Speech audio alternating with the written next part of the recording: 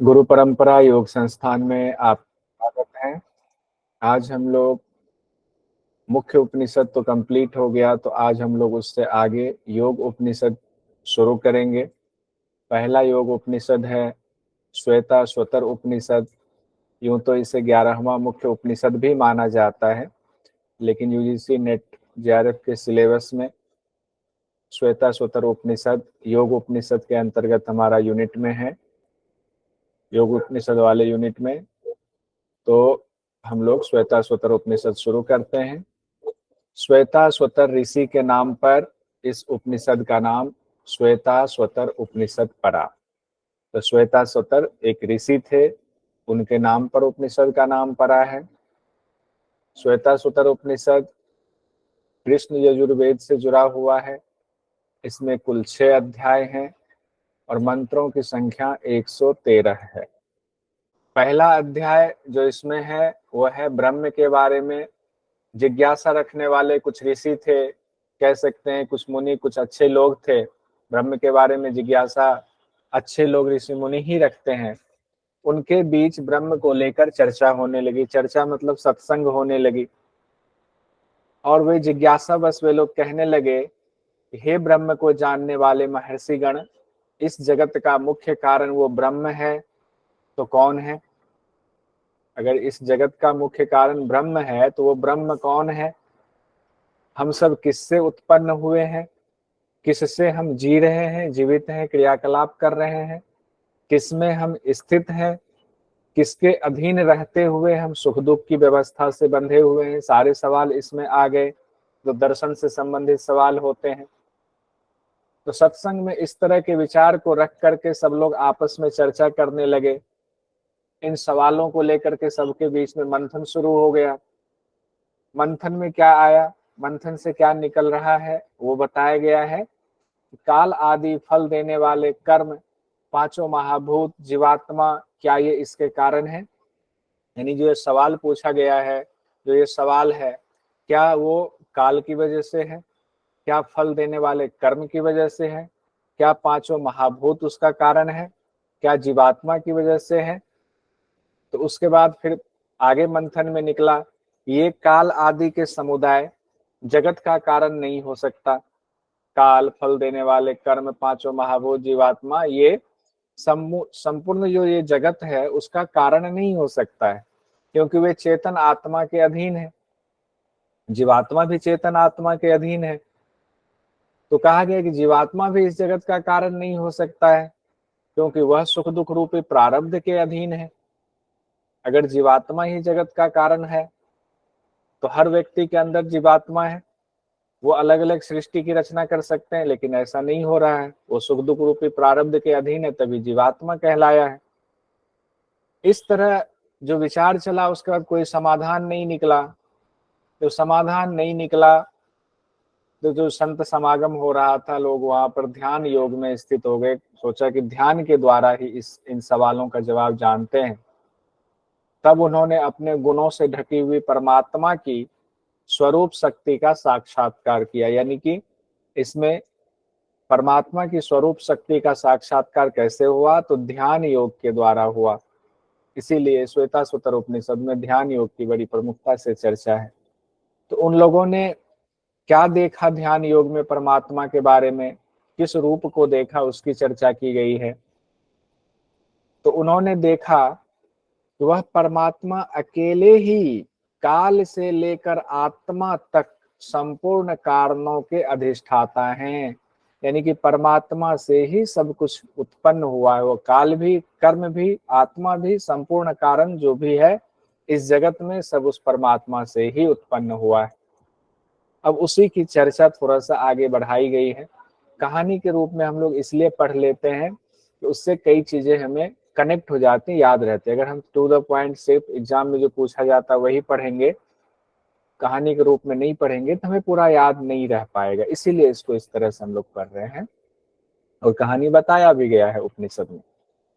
ध्यान करने वाले ऋषियों ने, संतों ने क्या क्या देखा वो आगे बताया जा रहा है कि संपूर्ण संसार को उन्हीं ब्रह्म से बंधा हुआ देखा।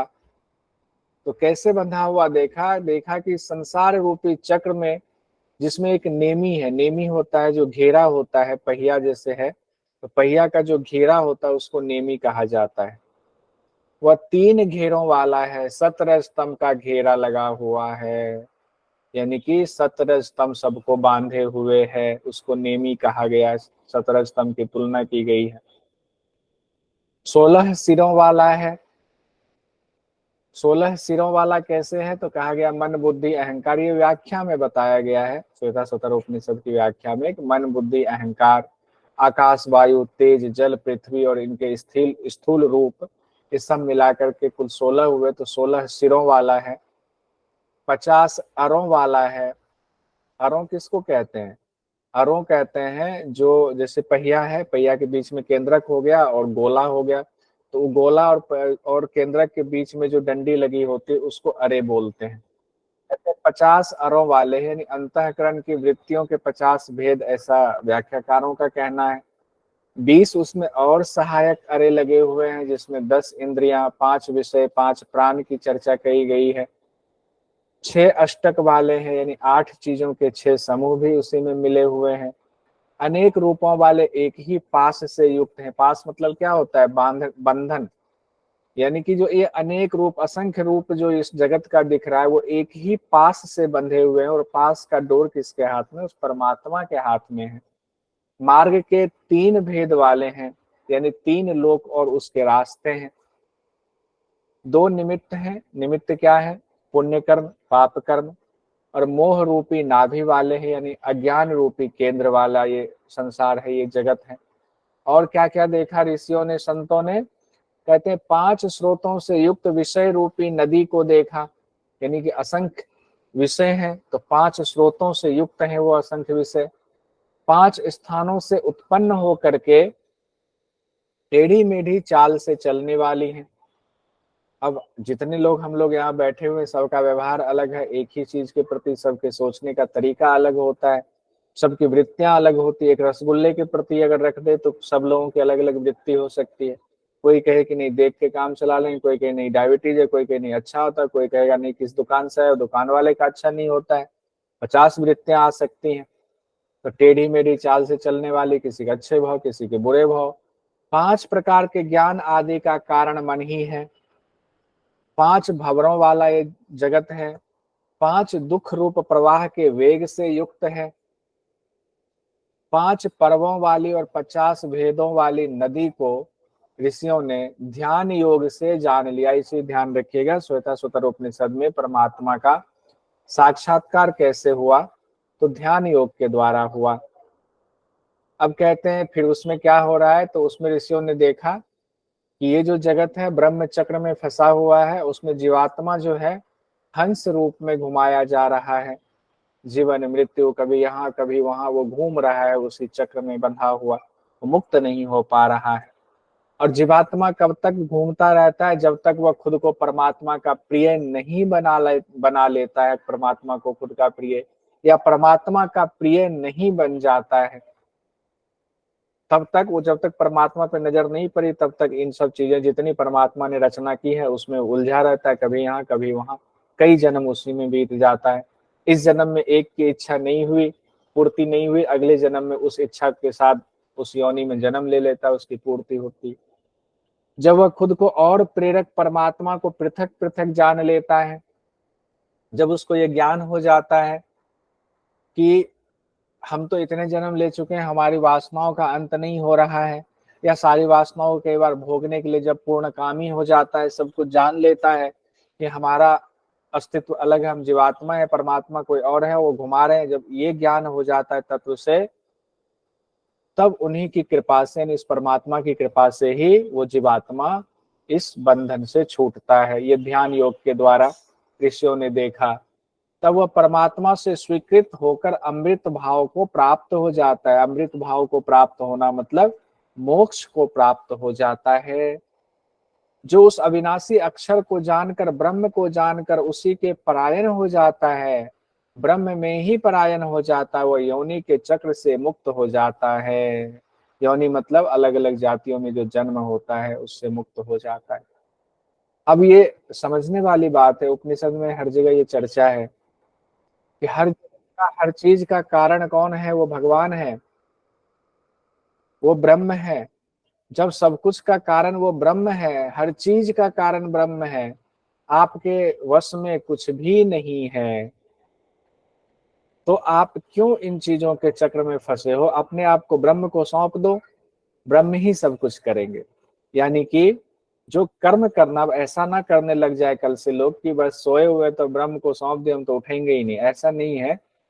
भाव को ब्रह्म को सौंप देना है, निष्काम कर्म करते हुए जीवन जीना है, और जो भी कर्म करे सब भगवान को समर्पित करना है। जो भी मतलब कि अच्छे कर्म, वो सब भगवान को समर्पित करना है। सत्कर्म करते हुए आपका काम कभी नहीं रुकेगा। करके ये अनुभव पता चल जाएगा।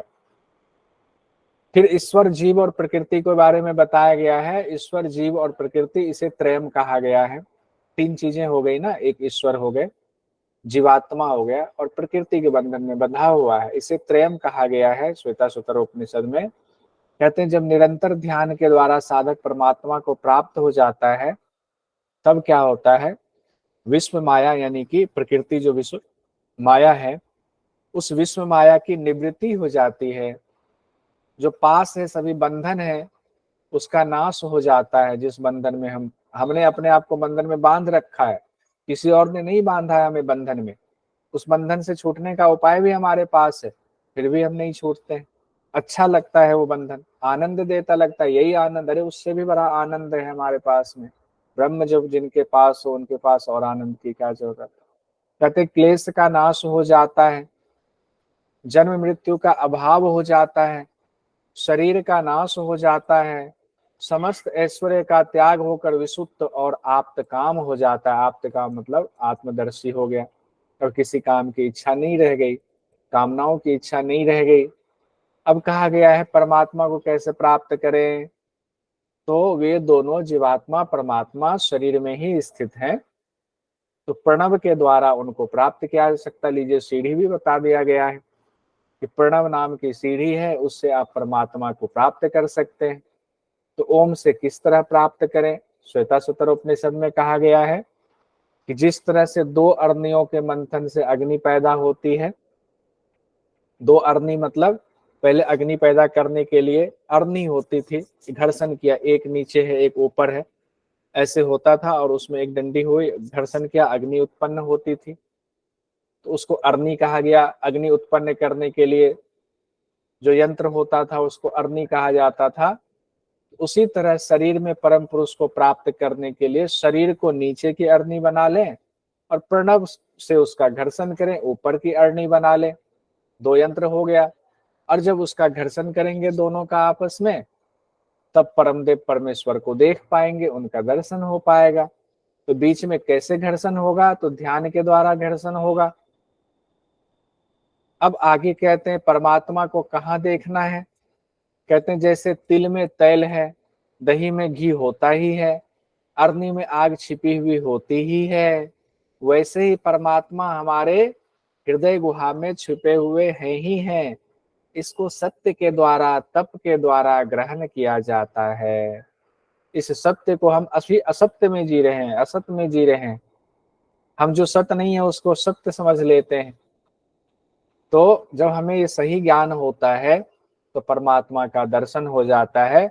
परमात्मा के लिए किसी मंदिर में अलग से जाने की जरूरत नहीं है, आपका शरीर ही मंदिर है। इसीलिए इस मंदिर की सफाई ज्यादा जरूरी है।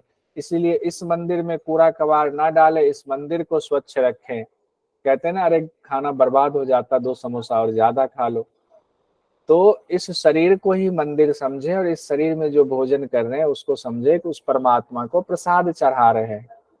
ऐसा भाव करके भोजन करना चाहिए। मेरी तरफ से एक्स्ट्रा है, श्वेताश्वतर उपनिषद में व्याख्या में तो हम बहुत कुछ कह सकते हैं, ये अलग बात है। अब आते हैं, इस तरह प्रथम अध्याय में ध्यान को परमात्मा प्राप्ति का प्रधान उपाय बताया गया है। अब ध्यान की प्रक्रिया दूसरे अध्याय में है। पहले हम बता दिया गया ऋषि मुनियों को परमात्मा का दर्शन कैसे हुआ, ध्यान के द्वारा।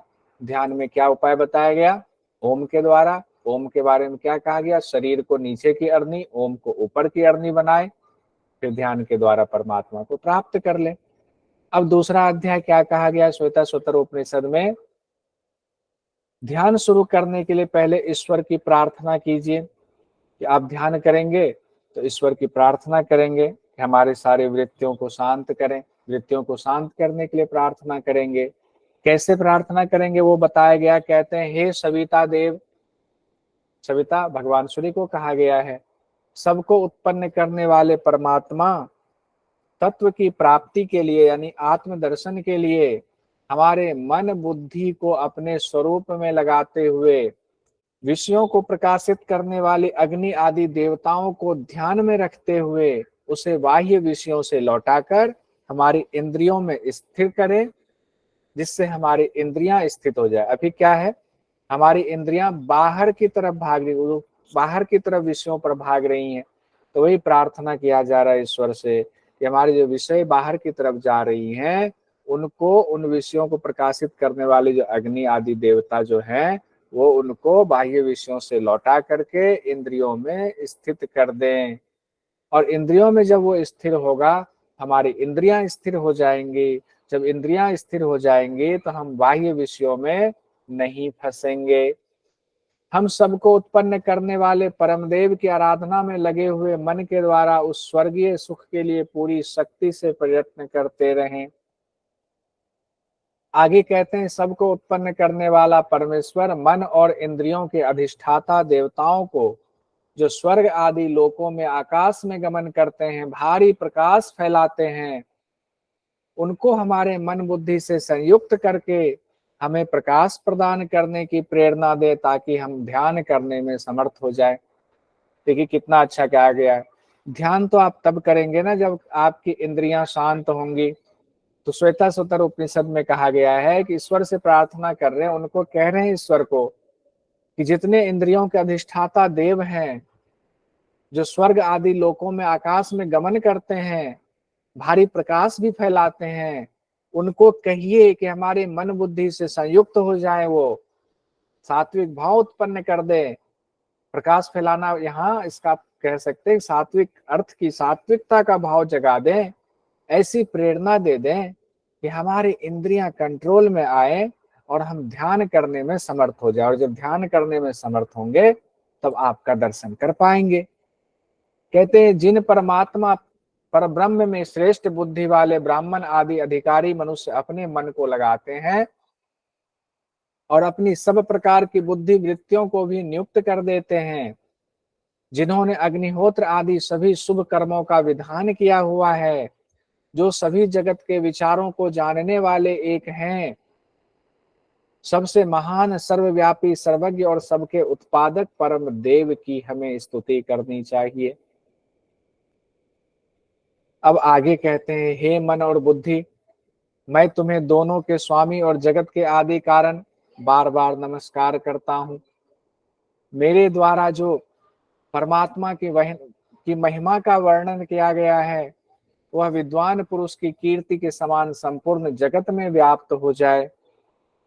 उसे अविनाशी परमात्मा के वे सभी पुत्र जो दिव्य लोकों में निवास करते हैं वे भी सुने, क्योंकि उसी परमात्मा से देवता भी उत्पन्न हुए हैं, मनुष्य भी उत्पन्न हुए हैं, पूरी पृथ्वी उत्पन्न हुई है, इसीलिए कहते हैं।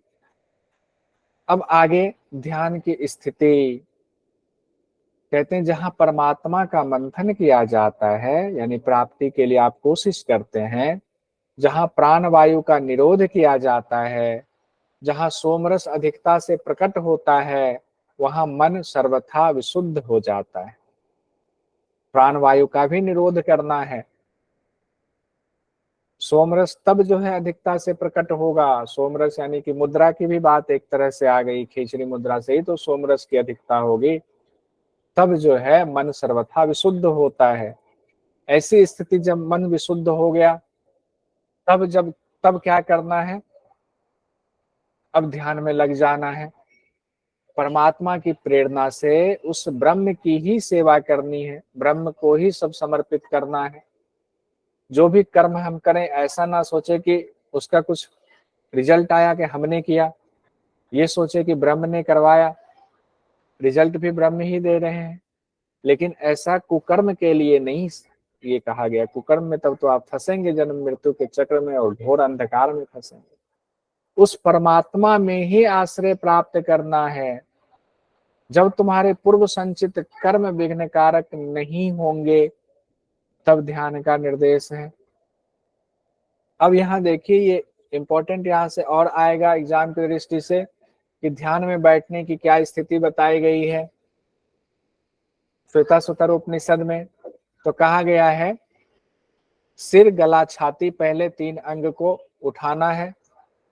त्रिउन्नतम कहा गया है, सिर गला और छाती, इसको सीधा, उसके बाद शरीर को स्थिर करके, शरीर को सीधा और स्थिर करके समस्त इंद्रियों को मन के द्वारा हृदय में निरुद्ध कर लेंगे, क्योंकि हृदय में ही स्थान बताया गया है प्रभु का, परमात्मा का। तो सारी इंद्रियों को कहाँ लगाएंगे? हृदय में निरुद्ध करेंगे। अब सहारा क्या होगा? तो ओंकार का ध्यान बताया गया था, ओंकार के द्वारा परमात्मा की प्राप्ति होगी। तो ओंकार रूपी नौका का सहारा लेकर सभी भयावह प्रवाहों को पार कर जाना है। प्रवाह कौन से? जितने विषय हैं वही तो हमारे प्रवाह हैं, उसी की तो हलचल मची हुई है। अब प्राणायाम के लिए तैयारी का जिक्र आगे किया गया है। कहते हैं, बुद्धिमान साधक को चाहिए कि सभी चेष्टाओं को करते हुए उन्हें योग साधना के योग्य बनाए। यानी कि चेष्टा छोड़नी नहीं है, कर्म नहीं छोड़ना है, कर्म करना है, लेकिन उनको करते हुए योग साधना के योग, जो भी कर्म हो यो योग के हिसाब से हो जाए, योगमय हो जाए। यानी कि आपका आहार विहार सब कुछ योगमय हो जाए। क्या आहार खाना है वो भी योग के हिसाब से हो, आपका आचरण विहार आचरण भी आपके योगमय हो, योग के हिसाब से हो, दिव्य हो। कहते हैं विधिवत प्राणायाम करके प्राण के सूक्ष्म हो जाने पर नासिका द्वार से उसे बाहर निकाल दें। कहा गया है, जैसे दुष्ट घोड़ों से युक्त रथ को अच्छा सारथी सावधानी पूर्वक गंतव्य तक ले जाता है, उसी तरह मन को सावधान होकर वश में करें। दुष्ट घोड़े दुष्ट होते हैं, वो तो आप अगर छोड़ दो कहीं भी चले जाएंगे, लेकिन सारथी को सतर्क होना पड़ता है, तो मन को सावधान होना पड़ेगा, तब अपने इंद्रियों को आप वश में कर पाएंगे। श्वेताश्वतर उपनिषद में प्राणायाम के लिए स्थान की भी चर्चा है। ऊपर प्राणायाम आया तो उसका स्थान बताया गया है कि समतल भूमि हो, शुद्ध हो, कंकर अग्नि वालू से रहित हो, बालू वगैरह ना हो, कंकर ना हो। ऐसा जंगल ना चुन ले जहाँ की 2 पेड़ टकराए और आग उत्पन्न हो जाए, तो आपके लिए मुसीबत खड़ी हो जाएगी। शब्द जल आश्रय के लिहाज से अनुकूल हो, यानी बहुत कोलाहल भी ना हो, जल जो है आपको आसानी से मिल जाए। आश्रय वहाँ आपको रहने के लिए स्थान वो अच्छा हो, शोरगुल ना हो वहां पर। उसके बाद कहा गया, आंखों को पीड़ा पहुंचाने वाले दृश्य ना दिखते हो, कोई बहुत लड़ाई झगड़ा कर रहा है, कोई ऐसी ऐसी चीजें आपको विघ्न डाल रही हैं, आप आंखें खोल रहे हो, आपकी का ध्यान जा रहा है, तो आंखों को पीड़ा पहुंचाने वाले दृश्य भी वहां ना हो। तब ऐसे स्थान का चयन करके या तो आप वहां किसी गुफा में आसन लगाए, ध्यान में बैठे, या तो अपना आश्रम बना ले, वहां कुटी बना ले। कहा गया, वायु शून्य एकांत स्थान में ध्यान लगाए, आसन लगा करके वहां उस पर ध्यान लगाए और मन को परमात्मा में लगा दें। तो ये भी इंपॉर्टेंट था श्वेताश्वतर उपनिषद के मुताबिक। यहाँ इंपॉर्टेंट, अमित जी कहते हैं इंपॉर्टेंट लिख दिया कीजिए। अब आगे बढ़ते हैं, साधन सही दिशा में जा रहा है कैसे पता चलेगा? अब हम बैठ गए, हमने जगह ढूंढ लिया, अब हम करने लगे अभ्यास।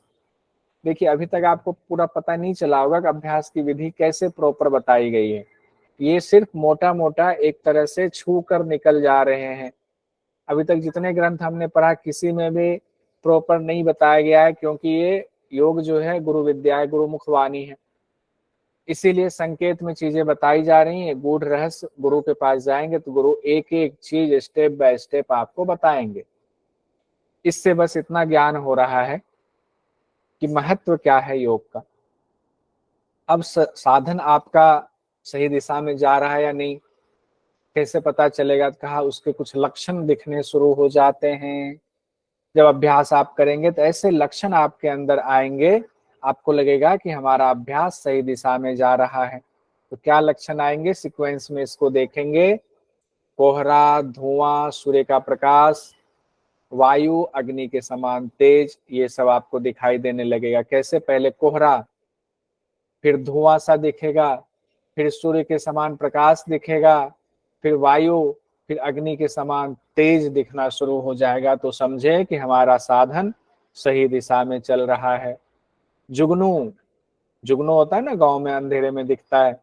बिजली, स्फटिक मणि, चंद्रमा के समान दृश्य प्रकट होने लग जाए। पहला सीक्वेंस यहाँ है, इसीलिए कलर हमने इसका सेम रखा है। फिर नीचे से सीक्वेंस ये है। जब ये चीजें आपको दिखने लग जाए, ये आपके सामने व्यक्त होने लग जाए, तो आप ये मान कर चले कि हम सही दिशा में, हमारी साधना सही दिशा में चल रही है। इसको 2 से 3 बार माइक ऑफ रखते हुए ही बोल जाइए। कोहरा, धुआं, सूर्य के समान प्रकाश, वायु अग्नि के समान तेज, इसका अनुभव होगा। जुगनू, बिजली चमकने जैसा अनुभव होगा। स्फटिक मणि का अनुभव होगा। चंद्रमा के समान दृश्य प्रकट होने लग जाएंगे। ये सब योग की सफलता को व्यक्त करने वाले लक्षण हैं। इससे एग्जाम में पूछ दिया जाता है सवाल, ध्यान रखिएगा। अभी क्वेश्चन भी हम लोग करेंगे। फिर क्या होता है? यहां तक तो हो गया। अब यहां से भी क्वेश्चन आता है, ये भी इंपॉर्टेंट है। अमित जी लिख देता हूं, ये भी इंपॉर्टेंट है, खास करके इसका जो लास्ट लाइन 3 है ना रोग होता है, ना बुढ़ापा आती, ना मृत्यु का भय होता है, ये तीनों। कहते हैं साधना करते करते जब पांचों भूत जब उत्थान हो जाता है, यानी पांचों महाभूत जो आपका है, उस पर जब आप विजय प्राप्त कर लेते हैं, यानी उसको साध लेते हैं, सिद्धि हो जाती है पांचों भूत पर, तब इन पांचों भूतों से संबंधित सिद्धियां प्रकट होने लगती हैं। तब योग अग्निमय शरीर को प्राप्त कर लेने वाले उस साधक को, यानी कि शरीर का साधक का शरीर भूतों पर विजय प्राप्त कर लेने के बाद दिव्य हो जाता है। तब 3 चीजें होती हैं, ना रोग होता है, ना बुढ़ापा आती है, ना मृत्यु का भय होता है। ये ध्यान रखिएगा, ना रोग होता है, ना बुढ़ापा, ना मृत्यु का भय। 2 से 3 बार बोल जाइए। ना रोग होता है, ना बुढ़ापा आते, ना मृत्यु का भय होता है। ना रोग होता है, ना बुढ़ापा आते, ना मृत्यु का भय होता है। ठीक है, पहले रोग को कर लीजिए। रोग तो बचपन से ही होना शुरू हो जाता है, इसलिए रोग को पहले रख लीजिए। बुढ़ापा बाद में आती है, मृत्यु उसके बाद आती है, सामान्य जो सीक्वेंस है। तो ये याद रह जाएगा, रोग, बुढ़ापा, मृत्यु, इसका भय नहीं होता है। अब इसी तरह योग के शुरुआती सिद्धियां और बताई गई हैं कि सिद्धियां क्या क्या मिलती हैं। लाघवता, आरोग्यता, विषय में आसक्ति की निवृत्ति हो जाती है, शारीरिक वर्ण उज्जवल हो जाता है, स्वर मधुर हो जाता है, शरीर से भी खुशबू आने लगती है, मल मूत्र कम हो जाता है। शरीर से खुशबू, मल मूत्र कम तो हठयोग के ग्रंथों में भी कहा गया है। लाघवता, आरोग्यता भी कहा गया है। ठीक है, स्वर मधुर हो जाता है। ये सब चीजें आपकी होनी शुरू हो जाएंगी। लेकिन ये ऐसे ही आप भरपेट गले तक भोजन करेंगे और योग करेंगे तो कभी नहीं होगा। इसीलिए हमेशा गुरु के निर्देशन में ही योग किया जाता है, मिताहार का पालन करते हुए। अब आत्मा की तरह शुद्ध होता है, क्या कहते हैं, जिस तरह कोई में रत्न मिट्टी में धूसरित होने के कारण छिपा रहता है। मान लीजिए कोई रत्न है, अब धूल में मिल गया, उस पर धूल चढ़ गया हुआ, अभी पता ही नहीं चल रहा है कि वो रत्न है कि मिट्टी है। लेकिन जब उस पर से मिट्टी आप साफ करते हैं, पानी डालते हैं, खूब अच्छे से साफ कर देते हैं, तो असली रूप में चमकने लगता है। उसी तरह जीवात्मा भी विषय रूपी गंदगी से ढका हुआ है। हम सबकी अंदर जीवात्मा है और विषय रूपी गंदगी में वो ढका हुआ है। जितने विषय हैं सभी गंदगी ही है। लेकिन जब वृत्तियों का निरोध हो जाता है तो वह अपने स्वरूप में अवस्थित हो जाता है। तदा द्रष्टु स्वरूपेवस्थानम, पातंजल योग दर्शन में भी कहा गया है। तब वह कैवल्य को प्राप्त करके सभी दुखों से कृत्य कृत्य हो जाता है। कृत्य कृत्य मतलब मुक्ति पा जाता है। उसके बाद वह योगी दीपक की तरह आत्म तत्व के द्वारा ब्रह्म तत्व को भली प्रकार प्रत्यक्ष कर लेता है। पहले तो आत्म तत्व को प्रत्यक्ष करेगा, आत्म तत्व जग गया तो उसके बाद ही ब्रह्म तत्व का प्रत्यक्षीकरण होगा। तब वह जन्म आदि सभी विकारों से रहित हो जाता है, यानी कि जन्म जन्मांतर उसका नहीं होगा, अचल और निश्चल हो जाता है, सभी तत्वों से रहित विशुद्ध परमात्मा को तत्व से जान लेता है, सभी बंधनों से छूट जाता है। यानी परमात्मा सिर्फ आत्म तत्व के द्वारा ही प्रत्यक्ष होते हैं। तो विषयों से मन को भगाएं, वह परमदेव परमात्मा सभी दिशाओं में व्याप्त है। वही परमात्मा सबसे पहले हिरण्यगर्भ जात रूप में प्रकट हुआ। कहते हैं पहले परमात्मा किस रूप में आए? हिरण्यगर्भ के रूप में आए। इसीलिए योग के जनक किनको कहा जाता है? योग सबसे पहले कौन लेकर आए? हिरण्यगर्भ। हिरण्यगर्भ को ही कहा जाता है परमात्मा ने सबसे पहले बनाया। वही ब्रह्मांड के गर्भ में अंतर्यामी रूप में स्थित है। पर ब्रह्म परमात्मा वही इस समय जगत के रूप में प्रकट है। ये जो जगत है ये ब्रह्म ही तो है। हम ब्रह्म को ढूंढने मंदिर मंदिर ढूंढते ढूंढते फिरते हैं, अपने घर में मंदिर है वहां ढूंढते हैं। तो मंदिर भी ब्रह्म है, सब ब्रह्म है, आप भी ब्रह्म है, हम भी ब्रह्म है।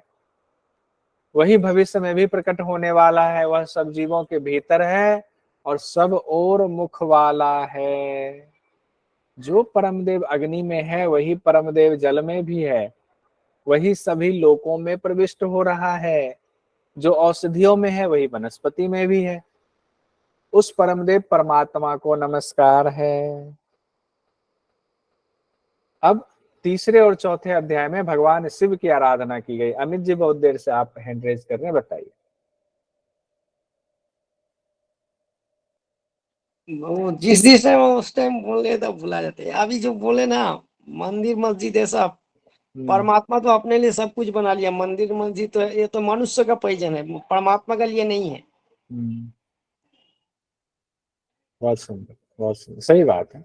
वो अगर उसका आवश्यकता रहता वो खुद बना देता। आवश्यकता रहता तो वो खुद बनाता। सही बात है। और जो है जो उसमें जैसे जाता है उसको मोक्ष मिल लज्जा जाता। निवारण जो होता है परमात्मा के पास, लज्जा परमात्मा के पास नहीं है, ये मनुष्य के सृष्टि होता है। अगर परमात्मा के पास होता वो आदमी को कपड़ा पहन के पैदा कराता। लज्जा भी मनुष्य का सृष्टि हुआ है, वो हाँ, परमात्मा का नहीं है। एक दिन रख लेते हैं आपका प्रवचन। बहुत सुंदर, अच्छे अच्छे उदाहरण आप दे रहे हो, यानी ओशो को बहुत सुन रहे हो आप। बहुत बढ़िया, अच्छी बात है। बहुत अच्छा बोलते हैं ओशो, ऐसा बोलते हैं कि आप उनको काट नहीं सकते। वही परिलक्षित हो रहा है। बहुत बढ़िया, कोई बात नहीं। आगे बढ़ते हैं हम लोग श्वेताश्वतर उपनिषद में। तीसरे और चौथे अध्याय में भगवान शिव की आराधना की गई है। देखिए श्वेताश्वतर उपनिषद में ज्यादातर योग, जितने योग उपनिषद है ना, भगवान शिव की चर्चा है। तो कहते हैं तीसरे चौथे अध्याय में पांचवें और छठे मंत्र में कहा गया है, हे रुद्रदेव, आपकी जो भयानकता से शून्य, अघोरा शब्द इस्तेमाल किया गया, सौम्य और पुण्य से प्रकाशित होने वाली शिव यानी कल्याणकारी मूर्ति है। हे गिरीशंत, पर्वत पर रहने वाले को गिरीशंत कहा गया, उस परम शांत मूर्ति रूपी कृपा दृष्टि हम पर डालें। हे गिरिशंत, जिस बाण को फेंकने के लिए आपने हाथ में धारण किया हुआ है, हे गिरिराज हिमालय की रक्षा करने वाले देव, उस बाण को कल्याणमय बना लो। जीवन समुदाय रूप जगत को नष्ट ना करो। ये भगवान शिव से प्रार्थना हो रही है, रुद्रदेव से प्रार्थना हो रही है शिष्यों की। 13वें और 14वें मंत्र में कहा गया है, अंगुष्ठ मात्र अंतर्यामी परम पुरुष सदा ही मनुष्यों के हृदय में व्याप्त रहते हैं। अंगुष्ठ मात्र, वह मन के स्वामी हैं। निर्मल हृदय और विशुद्ध मन के द्वारा ध्यान में लाकर जब प्रत्यक्ष होते हैं तो वे अमर हो जाते हैं। वह परम पुरुष हजारों सिर वाले हैं, हजारों आंख वाले हैं, हजारों पैर वाले हैं। वह समस्त जगत को सब ओर से घेर कर नाभि से 10 अंगुल ऊपर स्थित हैं। अगर आ जाए, नाभि से 10 अंगुल ऊपर स्थित की चर्चा कहाँ की गई है? श्वेताश्वतर उपनिषद में की गई है। तीसरे अध्याय के 18वें मंत्र में कहा गया है, वह स्थावर और जंगम को अपने वश में रखने वाला परमेश्वर 9 द्वार वाले शरीर में स्थित होकर बाहर के जगत में भी लीला कर रहे हैं। ठीक है, इस शरीर में तो स्थित है ही, और इस शरीर को नगरी कहा गया। इसके 9 द्वार हैं, शरीर के अंदर भी हैं और शरीर के बाहर भी लीला कर रहे हैं। चौथे अध्याय में कुछ मंत्र मुंडक उपनिषद से एज इट इज लिया गया है, कह सकते हैं। चौथे अध्याय का छठा और सातवां मंत्र है जो मुंडक उपनिषद के तीसरे मुंडक के प्रथम खंड का पहला दूसरा मंत्र हूबहू रखा गया है। उसको हम लोगों ने उसका अर्थ पहले मुंडक उपनिषद में भी देखा था, यहाँ भी देख लेते हैं। द्वा सुपर्णा सयुजा सखाया समानम वृक्षम परिस्वजाते, यानी कि दोनों सुपर्णा है, सयुजा सखाया है। कौन दोनों? द्वया, जीवात्मा और परमात्मा। सोचिए एक ही जगह बैठे हुए, देख ही नहीं रहे। समानम वृक्षम परिस्वजाते, एक ही वृक्ष पर हैं, फिर भी अलग अलग विषयों में लगे हुए हैं। तयोरन्यः पिप्पलम स्वाद वत्तयः नस्नत्रन्यो अभिचाकशितिः। अब एक जो है उस पीपल का स्वाद ले रहा है और एक उसको जो है देख रहा है। अब पीपल का स्वाद जीवात्मा ले रहा है उस पीपल वृक्ष का, और परमात्मा उसको स्वाद लेते हुए देख रहा है। परमात्मा कुछ कर नहीं रहा है, टुकुर टुकुर देख रहे हैं वो। समान वृक्षे पुरुषो निमग्नो निशया सोचति मोह्यमानः जुष्टम यदा पश्यन्यमिष मत्स्य महिमान मिति वीत शोकः। दोनों सयुजा हैं, एक साथ रहने वाले, सखाया हैं, दोनों दोस्त हैं, सखा हैं। सुपर्णा, दो पक्षी हैं जो एक ही डाल पर बैठे, एक ही वृक्ष पर बैठे हैं। दोनों में से एक उस पीपल वृक्ष का स्वाद ले रहा है, दूसरा ना खाता हुआ सिर्फ देखता रहता है। यह जीवात्मा एक ही वृक्ष पर परमात्मा के साथ होते हुए भी शरीर यानी कि इस विषयों में, उस पीपल वृक्ष के जो अलग अलग फल आ रहे हैं, स्वाद आ रहे हैं, पत्ते हैं, रस हैं, उसके आसक्ति में डूबा होता है। कभी कोई पत्ता खा लिया, उसने थोड़ा सड़ गया हुआ था पत्ता, तो उसको स्वाद खराब लगा तो दुखी हो गया। कोई स्वाद अच्छा मिल गया तो खुश हो गया, अकड़ गया। और जब दुखी हो गया, नहीं मिला कोई चीज उसके मन के मुताबिक, तो दीनहीन हो गया। मिल गया तो लगा हम बहुत बड़े तुर्रम खां हो गए। हम लोगों की स्थिति ऐसी ही है, इसीलिए हमारी ज्यादातर स्थिति दीनता वाली होती है। हम दीनहीन बने रहते हैं क्योंकि हम उस पीपल के पेड़ को का स्वाद लेने में लगे हुए हैं। मोहित होकर हम शोक करने लगते हैं। और ये सब कर रहे हैं तो ऐसा ना सोचें कि कोई देख नहीं रहा है। आप जो भी अच्छे कर्म और बुरे कर्म कर रहे हैं देख रहा है। कौन देख रहा है? वो परमात्मा देखता रहता है।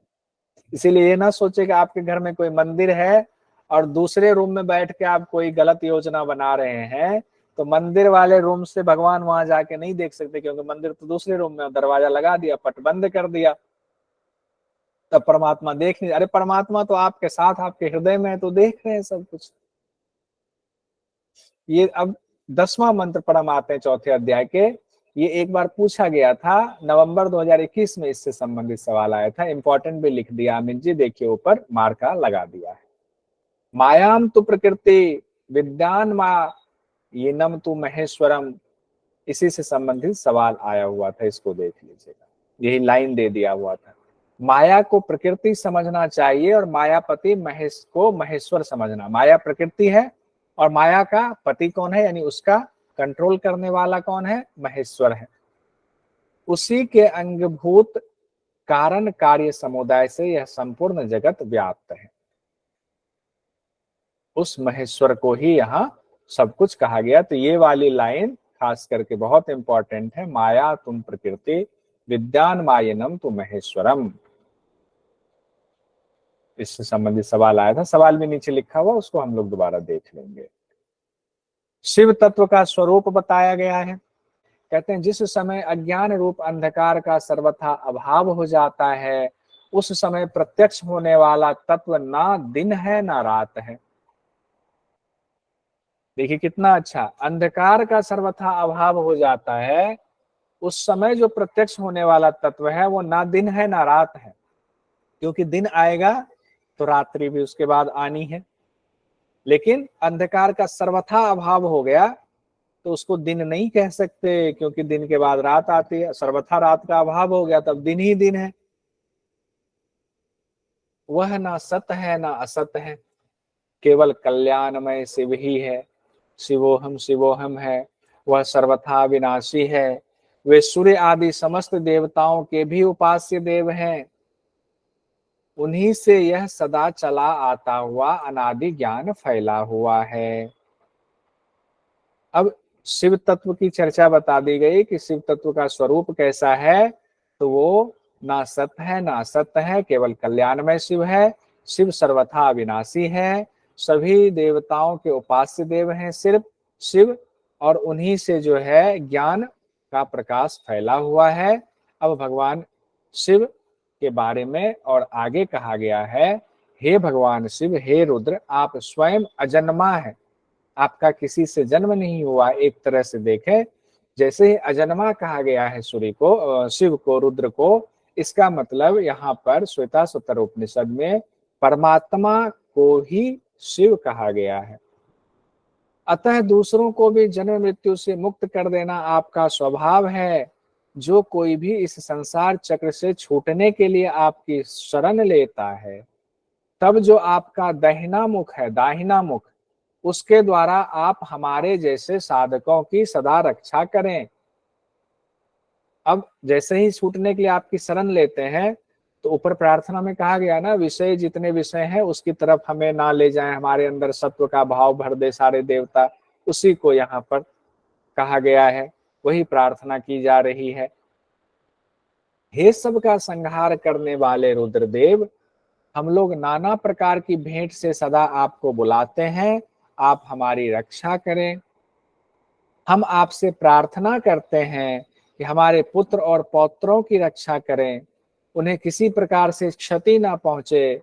हमारे गायों की रक्षा करें, गौओं की रक्षा करें, हमारे घोड़ों की रक्षा करें, अन्य पशुओं की भी रक्षा करें।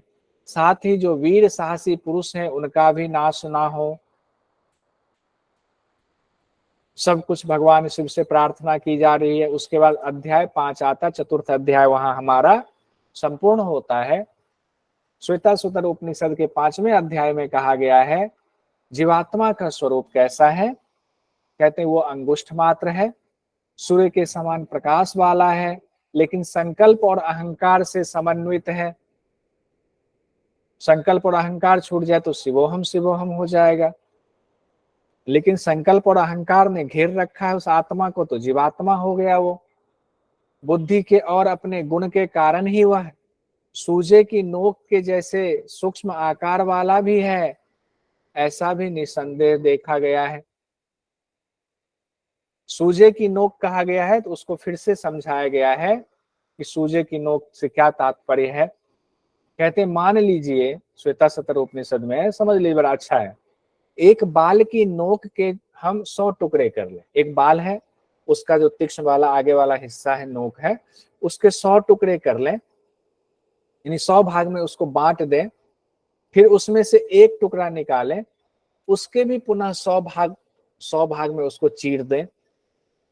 अब एक टुकड़ा जितना सूक्ष्म होगा, जीवों का स्वरूप उतना ही सूक्ष्म समझना चाहिए। जीवात्मा का स्वरूप बताइए, वह असीम भाव वाला होने में समर्थ है, बस बुद्धि के गुण संकल्प अहंकार से युक्त होने के कारण ही एक देशीय हो जाता है, यानी कि इस देश में बंध जाता है, लेकिन वो असीम भाव वाला है। अगर बुद्धि के गुण संकल्प अहंकार से वो मुक्त हो जाए तो वही सब कुछ है। अब कहा गया जीवात्मा को महिला माने या पुरुष माने। उसको तो पुरुष कहा गया। एक बार कॉलेज में पढ़ाई हो रही थी और कहा पुरुष पुरुष पुरुष पुरुष की चर्चा हो रही है, पुरुष की चर्चा हो रही है। तो एक महिला को बड़ा बुरा लगा, कहा पुरुष ही क्यों, महिला का नाम क्यों नहीं आ रहा है, आत्मा को पुरुष ही क्यों कहा गया है। तो कहा नहीं नहीं, वो आत्मा का नाम है, पुरुष का मतलब भी आत्मा ही है, आपके अंदर भी पुरुष है। तो वो शांत हुई कि नहीं ठीक है, पुरुष मतलब जीवात्मा को ही पुरुष का, पुर, इस पुर में निवास करने वाला, पुर हो गया शरीर, उसमें जो निवास कर रहे हैं वही पुरुष हो गया। अब वो महिला रूपी शरीर, महिला रूपी महल में निवास कर रहे हैं, या थर्ड जेंडर रूपी महल में निवास कर रहे हैं, या मेल शरीर रूपी महल में निवास कर रहे हैं, पुरुष ही कहलाएगा। यह जीवात्मा ना तो स्त्री है, ना ही यह पुरुष है, ना ही यह नपुंसक है। वह जीवात्मा जिस शरीर को ग्रहण करता है उससे संबद्ध हो जाता है। उसने नपुंसक शरीर को ग्रहण किया तो नपुंसक शरीर हो जाएगा, उससे संबद्ध हो जाएगा। महिला शरीर को किया तो इसका मतलब ये है, अमित जी आप हैंड रेज कर रहे हैं, इसका अर्थ ये हुआ कि आज जो हमारा जीवात्मा है, जो पुरुष हमारे अंदर है, हो सकता है अगले जन्म में आपका हमारा कोई महिला शरीर में प्रवेश कर जाए तो हम महिला बन जाए, ये भी हो सकता है। गीता आगे में छठा भगवान बोल अध्याय, अंतिम अंतिम अध्याय कर लेते हैं, फिर गीता का भी करेंगे। षष्ठ अध्याय में श्वेताश्वतर उपनिषद में कहा गया है, कितने ही बुद्धिमान लोग स्वभाव को जगत का कारण बताते हैं, कुछ दूसरे लोग काल को जगत का कारण बताते हैं। दरअसल ये लोग मोहग्रस्त हैं, इसीलिए सच्चाई नहीं जान पाते हैं। ये सब ब्रह्म की महिमा है, उन्हीं के द्वारा ब्रह्म चक्र में घुमाया जा रहा है। अब मन का भाव कैसा होना चाहिए हमारा आपका? तो जिस परमेश्वर से संपूर्ण जगत सदा व्याप्त है, जो ज्ञान स्वरूप परमेश्वर काल का भी महाकाल है, सर्व गुण संपन्न है, सबको जानने वाला है। सबको जानने वाला, ऐसा ना सोचेगा अमित जी आपको नहीं जान रहे हैं ब्रह्म, वो हमें भी जान रहे हैं। हम उनके उत्पन्न हुए, उन्हीं से उत्पन्न हुए, तो हमें कैसे नहीं जानेंगे? उससे ही शासित है, हम उससे, उनके ही कंट्रोल, हमारे श्वास की डोर उन्हीं के हाथ में है। पांचों महाभूत भी उन्हीं से शासित है। इस तरह हमें चिंतन करना चाहिए, हमेशा ये भाव रखना चाहिए। ये भाव मन का हमेशा, ये मन के लिए बड़ा इंपॉर्टेंट है। ये किस हिसाब से सामान्य जीवन के लिए बड़ा इंपॉर्टेंट है। ये अगर ऐसा भाव रहेगा तो मन दुखी नहीं होगा। जड़ चेतन का संयोग कैसे हुआ है? आखिर जड़ और चेतन का कैसे संयोग हो गया जो सृष्टि बन गई? कहते हैं ब्रह्म ने जड़ तत्वों की रचना करके उसका निरीक्षण किया, फिर चेतन तत्व जड़ तत्व से संयोग करा के, या फिर कहें एक से दो, दो से तीन, आठ के साथ, काल के साथ, आत्म संबंधी सूक्ष्म गुणों के साथ भी जीव का संबंध कराकर जगत की रचना कर दी। यानी कि पहले जड़ तत्वों की रचना की, जड़ तत्व भी, प्रकृति भी उस परमात्मा से ही निकला हुआ है, और फिर उसको चेतन तत्व से उसका संयोग करा दिया उस जड़ तत्व का, फिर रचना हो गई पूरे जगत की।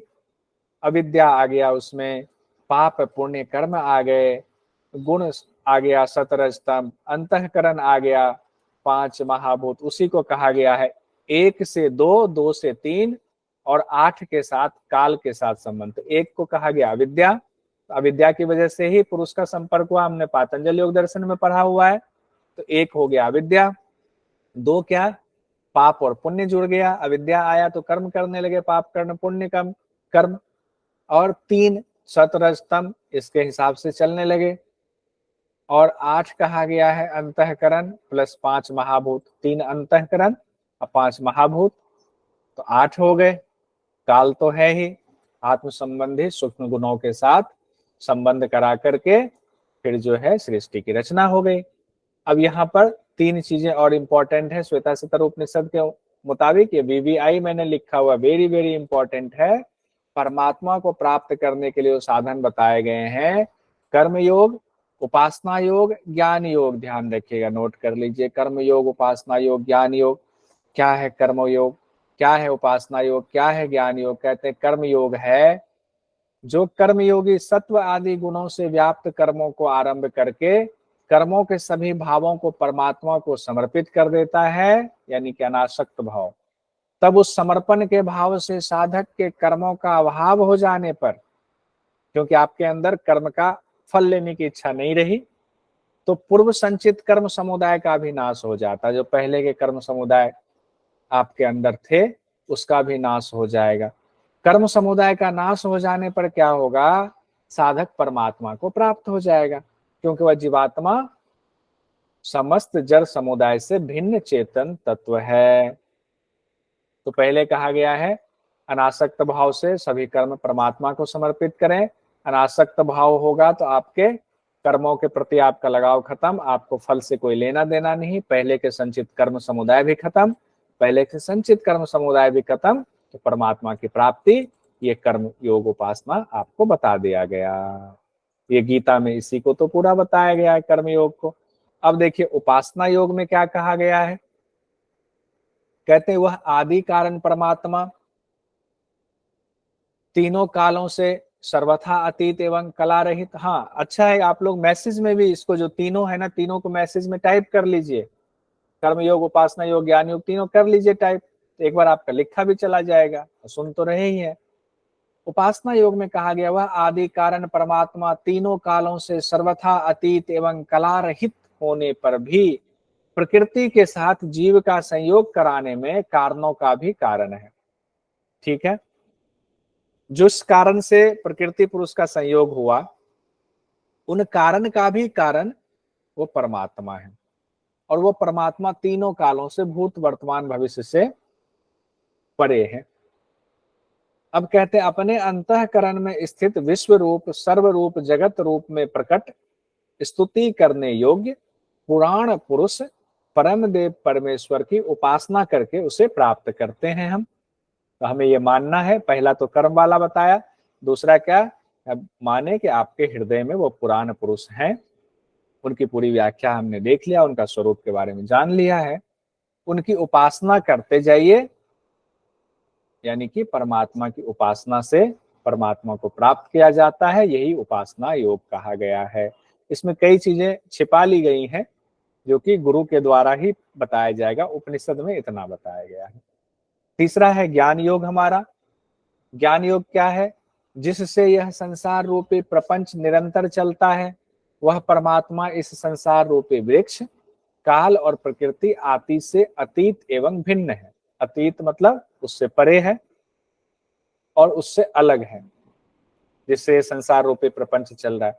उत्पन्न उन्हीं से हुआ है, लेकिन वो फिर भी उससे परे है। वही जैसे ही, कितनी सुंदर व्याख्या है, पीपल के पेड़ पर वो बैठे हुए हैं, सब देख रहे हैं, अपना ही पीपल का पेड़ उन्हीं का लगाया हुआ है, और उन्होंने जीवात्मा भी पैदा कर दिया है। जीवात्मा तो उस पीपल के पेड़ में ही उलझ गया कि कभी ये पत्ता खाएं, वो पत्ता खाएं, और परमात्मा चुपचाप देख रहे हैं, वो कुछ कर ही नहीं रहे। तो अतीत हो गए, वो भिन्न हो गए, सब कुछ से भिन्न हो गए। धर्म की वृद्धि करने वाले, पाप का नाश करने वाले, सभी ऐश्वर्य के मालिक तथा जगत के आधारभूत परमात्मा को अपने हृदय में स्थित जानकर साधक अमृत स्वरूप पर ब्रह्म को प्राप्त करें। ज्ञान योग हो गया, यानी ज्ञान योग में इन चीजों के बारे में सही जानकारी, सच्ची जानकारी जब मिलेगी, जब ज्ञान होगा तब होगा। तो कर्म योग, उपासना योग, ज्ञान योग, कर्म और कर्म फल के सभी भाव ईश्वर को समर्पित। उपासना योग में अंतःकरण में स्थित उस परमात्मा की निरंतर स्तुति स्मरण ही उपासना योग है। ज्ञान योग में परमात्मा को अपने भीतर हृदय में स्थित जानकर उसकी अनुभूति करना ही ज्ञान योग है। अब उसके बाद मंत्र संख्या 18 में, छठे अध्याय में कहा गया है, श्वेताश्वतर उपनिषद में, जिस ब्रह्म ने सबसे पहले ब्रह्मा को उत्पन्न किया, फिर उस ब्रह्मा को सभी वेदों का ज्ञान दिया। आप देखिए यहां से साबित होता है कि हिरण्यगर्भ ही ब्रह्मा थे। होता है ना, पहले हम लोगों ने क्या पढ़ा कि पहले हिरण्यगर्भ को उत्पन्न किया, कह रहे हैं ब्रह्मा को पहले उत्पन्न किया। यहाँ इसका मतलब ब्रह्मा इज इक्वल टू हिरण्यगर्भ, यानी कि पर्यायवाची हैं, तो ब्रह्मा ही हिरण्यगर्भ हैं। फिर उस ब्रह्मा को सभी वेदों का ज्ञान दिया, फिर अपने स्वरूप का ज्ञान कराने के लिए अपने भक्तों के हृदय में विशुद्ध बुद्धि को उत्पन्न कर दिया। कि अंदर तो चले गए, लेकिन भक्त कैसे जान पाएंगे, तो उसके अंदर बुद्धि को उत्पन्न किया।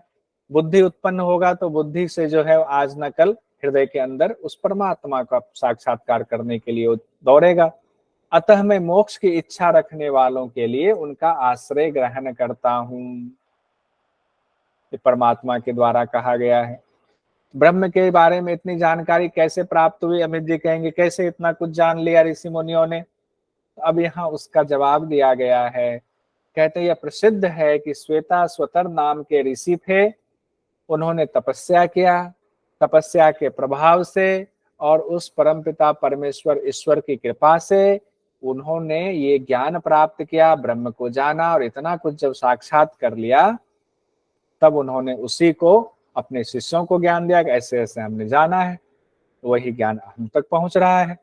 फिर उन्होंने क्या किया, ऋषि समुदाय से सेवित उनके परम लक्ष्य इस पवित्र ब्रह्म तत्व का आश्रम के अभिमान से सर्वथा अतीत हुए देहाभिमान शून्य अधिकारियों को भली भांति उपदेशित किया। ध्यान रखिए, श्वेताश्वतर ऋषि ने उस ज्ञान को किसको दिया? उनको दिया जो पवित्र ब्रह्म तत्व को लेने के अधिकारी थे, ऋषि समुदाय से सेवित थे, अभिमान से सर्वथा अतीत थे, देहाभिमान से शून्य थे। विदेह, बहुत बढ़िया निकिता जी। ऐसे अधिकारियों मतलब जो उस ब्रह्म ज्ञान को लेने के सच में अधिकारी हैं, उनको भली भांति उपदेश दिया। कठोपनिषद में भी तो यही कहा गया है कि नचिकेता कब की पहले परीक्षा ली गई कि वो सब कुछ से देहाभिमान से भी उपरत हुआ है या नहीं, तब उसको ब्रह्म ज्ञान दिया गया। ब्रह्म तत्व का उपदेश किसे नहीं देना चाहिए, किसे देना चाहिए, ऊपर बता दिया गया है। अब किसे नहीं देना चाहिए वो भी बताया जा रहा है श्वेताश्वतर उपनिषद में। इस परम रहस्यमय ज्ञान के बारे में पूर्व कल्प में वेदांत यानी वेद के अंतिम भाग में अच्छी तरह से वर्णन किया गया है कि जिसका अंतःकरण सर्वथा शांत ना हो, बहुत हलचल मची हो, अंतःकरण शांत है ही नहीं, उसे इसका उपदेश नहीं देना चाहिए। जो अपना पुत्र नहीं हो, जो शिष्य भी नहीं हो, उसे उपदेश नहीं देना चाहिए। ये नई लाइन है तो इसको नोट कर लीजिएगा। जो अपना पुत्र नहीं है, जो अपना शिष्य भी नहीं है। पुत्र तो पिता की बात मानेगा, शिष्य भी मानेगा, और जो शिष्य नहीं है, वो गुरु आपको मान ही नहीं रहा, तो आपके प्रति उसकी भाव होगी नहीं, उसका लगन होगा भी नहीं देना है। फिर अब आगे कहा गया है ब्रह्म तत्व का उपदेश किसे देना चाहिए? जिसकी परमदेव परमेश्वर में परम भक्ति है, जो भगवान को मानता हुए तो भगवान को जानने के लिए अभ्यास करेगा। जिस तरह परमेश्वर में भक्ति है उसी तरह गुरु में भी उसकी भक्ति होनी चाहिए। सिर्फ परमेश्वर में भक्ति से काम नहीं चलेगा, गुरु में भी उतनी ही भक्ति होनी चाहिए। उस महात्मा मनस्वी पुरुष के हृदय में ये बताए हुए रहस्यमय अर्थ प्रकाशित होते हैं, उसी के हृदय में प्रकाशित होते हैं। किसके हृदय में? उस महात्मा मनस्वी पुरुष के हृदय में ही ये बताए हुए रहस्य प्रकाशित होते हैं। यानी कि अगर जो काबिल नहीं है, योग्य नहीं है, उसको अगर ये ज्ञान देंगे तो आपका उपहास उड़ाएंगे, उस विद्या का भी उपहास उड़ाएंगे। लेकिन जो परमेश्वर को मानते हैं, गुरु में भी परमेश्वर के समान ही भक्ति है, जैसा इसका, जिनका ऐसा भाव हो गया, जैसा इनका हृदय हो गया, उनको जब ये रहस्यमय ज्ञान जाता है तो उनके हृदय में जाकर के वो रहस्यमय ज्ञान और प्रकाशित होता है, उसका सही अर्थ समझ में आता है उसी के हृदय में। इसीलिए जिज्ञासु को पूर्ण श्रद्धालु और शिष्य बनना चाहिए। अगर हम जिज्ञासु हैं ब्रह्म ज्ञान के, तो हमें तो पहले जिज्ञासु को पूर्ण श्रद्धालु बनना चाहिए, फिर गुरु का शरण लेकर यानी कि शिष्य बन जाना चाहिए। तो एक साथ इसको देख लेते हैं। किसे ब्रह्म ज्ञान ना दे? जिसका अंतःकरण सर्वथा शांत ना हो, जो अपना पुत्र ना हो, जो शिष्य भी ना हो। किसे दे? जिसकी परमदेव परमेश्वर में भक्ति हो। जिस तरह परमेश्वर में भक्ति है उसी तरह गुरु में भी भक्ति हो। यहाँ हमारा श्वेताश्वतर उपनिषद कंप्लीट होता है। कुछ सवाल है क्वेश्चन से महत्वपूर्ण, उसको देख लेते हैं, छोड़ते नहीं है, कर ही लेते हैं। थोड़ा लंबा हो गया है लेकिन हो ही जाएगा। नेट जीआरएफ अक्टूबर 22 में पूछा गया था, श्वेताश्वतर उपनिषद में ध्यान के अनुकूल स्थल की विशेषता में सम्मिलित नहीं है। देखिए, समतल, पवित्र, मरुभूमि। बहुत आसान सवाल है, ठीक है सब लोग। मुझे लगता है किन्हीं को संशय हो तो जरूर पूछ लीजिएगा।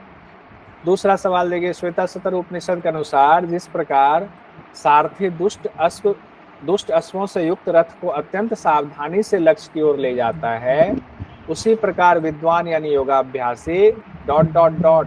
खाली जो स्थान है डैश को अत्यंत जागरूकता होकर वश में किए रहना चाहिए। मन को आ गया है, मन को करना चाहिए।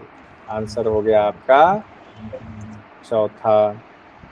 उसके बाद कहा गया है नवंबर 2021 में क्वेश्चन आया। देखिए ऊपर में ना कई बार इसमें कंफ्यूजन हो सकता है, इंद्रिय हो सकता है, बुद्धि हो सकता है, चित्त हो सकता है, लेकिन अगर मन है, ऊपर मन कहा गया है मंत्र में, तो मन ही लेंगे।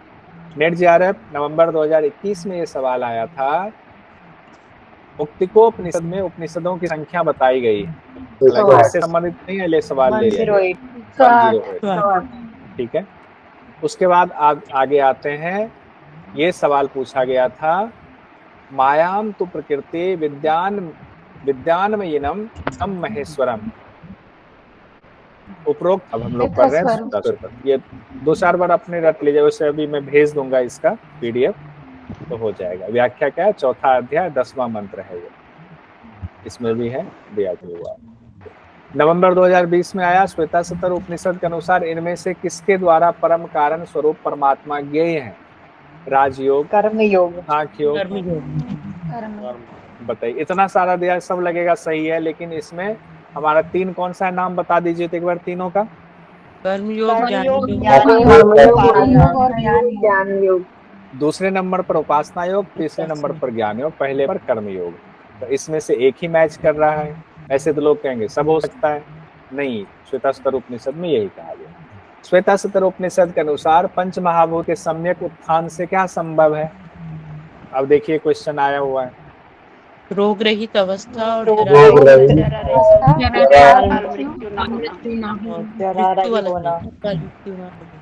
तो पहला, दूसरा और तीसरा कूट होगा, तो ये वाला आंसर है, पहला, दूसरा, तीसरा। ये भी याद रहेगा, इसमें भी कोई दिक्कत नहीं है। पहले रोग, फिर बुढ़ापा, फिर मृत्यु।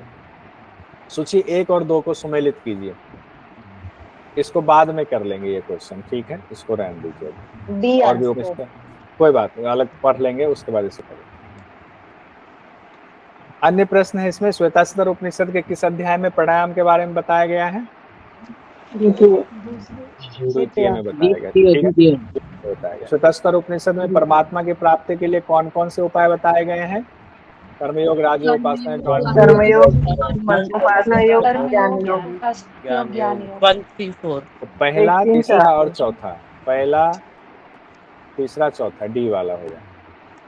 श्वेतासतर उपनिषद में योग सिद्धि के लक्षण बताए गए हैं। योग सिद्धि के लक्षण देखिए, कोहरा धुआं वाला, 1 और 2,